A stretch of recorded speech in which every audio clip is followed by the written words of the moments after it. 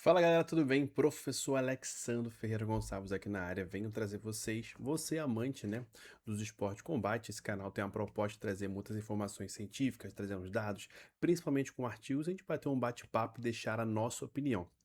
Para você que é amante do jiu-jitsu, hoje a gente traz uma avaliação feita pelo nosso laboratório de psicofisiologia, esporte e combate na UFRJ, coordenada pela professora doutora Bianca Miarca, e esse artigo também tem muita força do doutor, né, nosso nutricionista o Clóvis.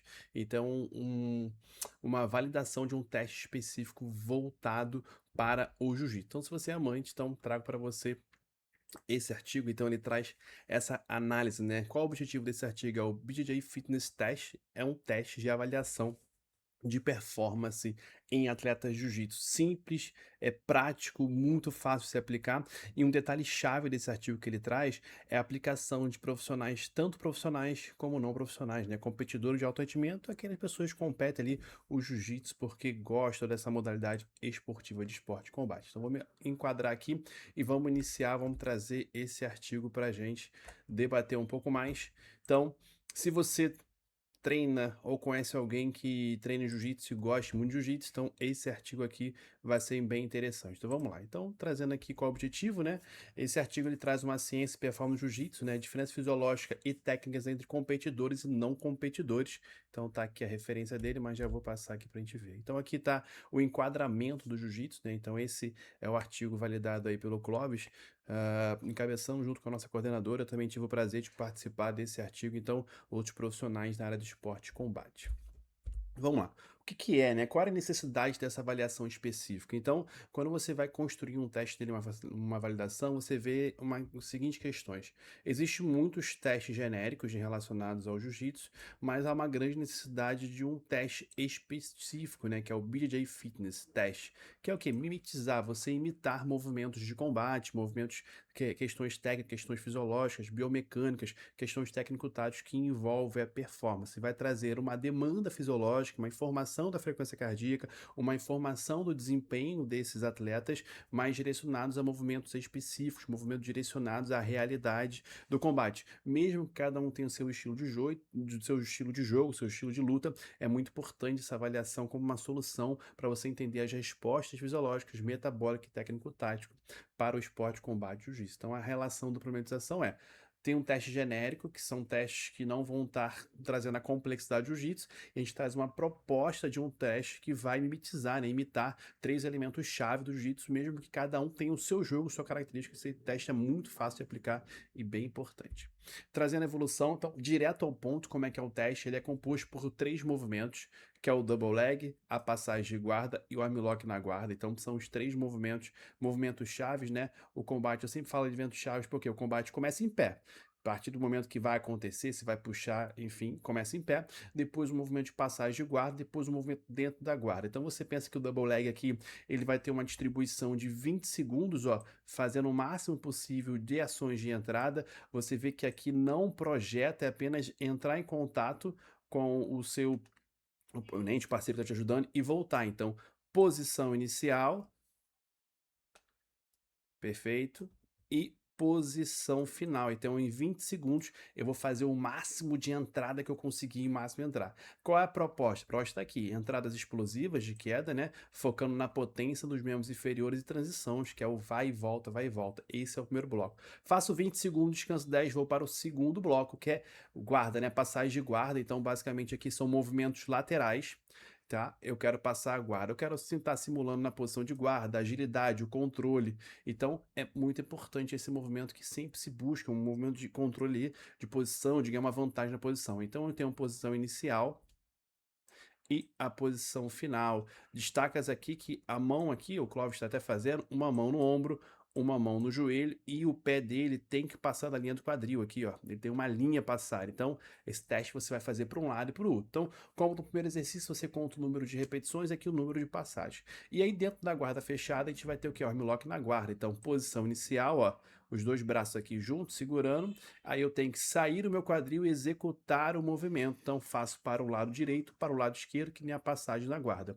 Qual o objetivo desse teste? É execução técnica do armlock, né, na guarda fechada, avaliando a mobilidade de quadril e precisão. Então são 3 elementos chaves: a luta em pé, depois a luta no solo e a luta de transição pé-solo, né, que é a passagem de guarda ali, a transição pé-solo, e a parte do solo, que é o armlock. Então eu venho trazendo 3 estruturas, né, de exercícios chaves. E como é que funciona essa passagem? Eu vou fazer a primeira passagem, segunda passagem, terceira passagem, como está a estrutura aqui, são 3 rounds consecutivos. Essa é a proposta do teste validado pelo nosso laboratório, né, coordenado pela Bianca e encabeçado pelo COV. Viu os movimentos? Conseguiu entender a relação de pulso falso, que a gente tem a relação glicolítica, anaeróbica, a questão também aeróbica do tempo. Mas vamos às informações. Então aqui eu vou trazer como é que é o protocolo para utilizar aqui na nossa aula.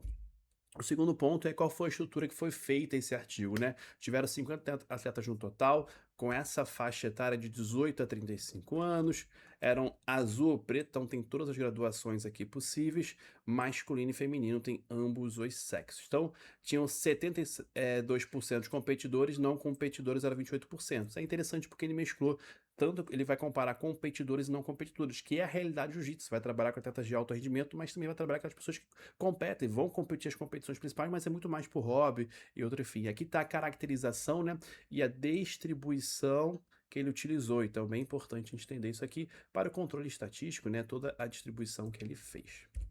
Tá, então, qual foi a eficiência cardíaca, né? A relação da frequência cardíaca, né, dos competidores aqui. A gente tem os competidores e os não competidores.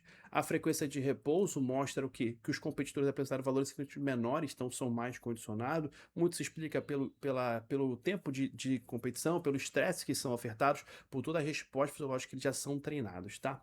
Há uma estabilidade aqui do esforço. O que ele quer dizer com isso? Menor oscilação da frequência cardíaca durante a fase de alta intensidade do teste. Quer dizer que ambos, tanto os competidores e não competidores, tiveram uma grande eficiência, não teve uma oscilação de um para o outro. Mas mostra isso, mas os competidores não tinham que ser mais condicionados, mas os competidores também fizeram um volume talvez maior de ações, então isso pode justificar essa resposta.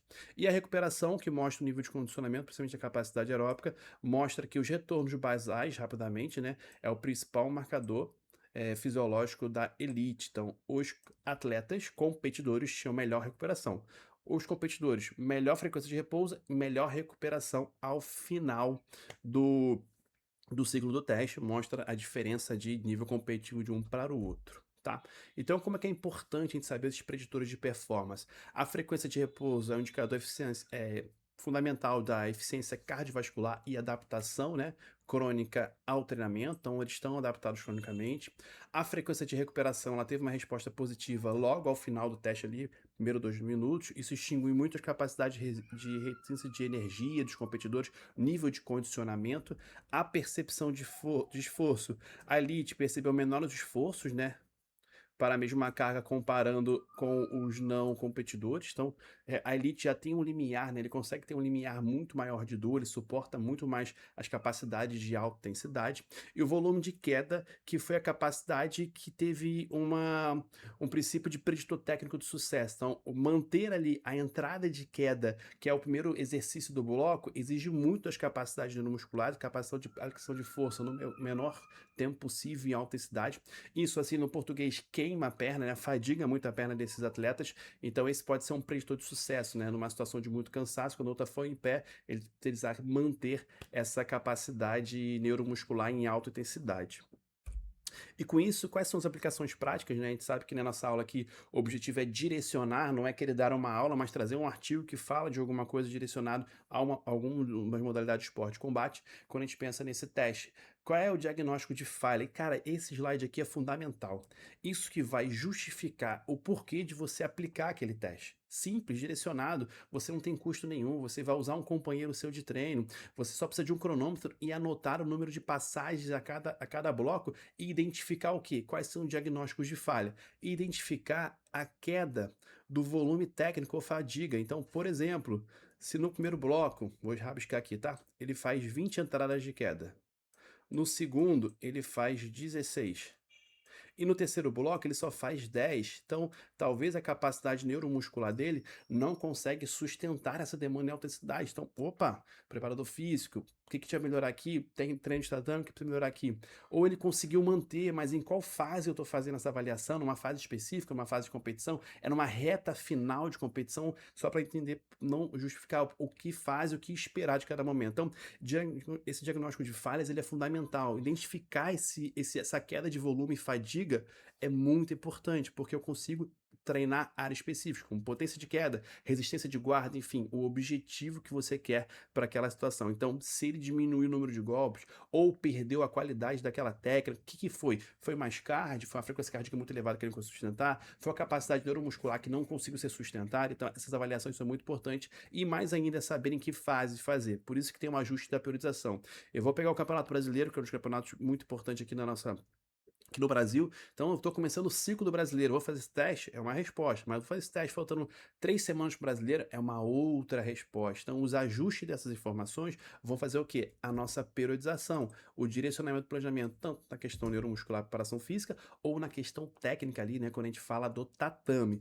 Então utilizar os dados de recuperação cardiovascular, por exemplo, para modular a intensidade dos microciclos. Então, vou usar essas informações para adicionar em o que ele precisa, quais são as necessidades, tá? E quando a gente fala de monitoramento acessível, eu faço essa periodização e eu vou agora acompanhar os efeitos, as respostas que eles vão utilizar. Então, eu utilizo ferramentas de baixo custo e alta validade científica, que é percepção de esforço, percepção de recuperação, enfim, tem outras ferramentas. Então, seguindo aqui, o nosso ponto final é quão importante é essa avaliação, quanto a aplicação prática ela tem e olha quanta informação ele tá. Eu falo que esse slide aqui é um slide que determina todo o trabalho. Se você prestar atenção, a gente consegue avaliar o atleta, identificar dentro da fase de treinamento que ele está e controlar os efeitos do treinamento. Então, trago para vocês como isso tudo é muito importante. Então, novamente aqui, se você curte esse canal, se você gosta da interação que eu faço com vocês, se eu trago essas informações, se você considera a sua importância, sempre compartilhe com ninguém. Tô falando de jiu-jitsu, que é uma das modalidades, porra, espalhada pelo mundo, tem brasileiro em tudo que é lugar.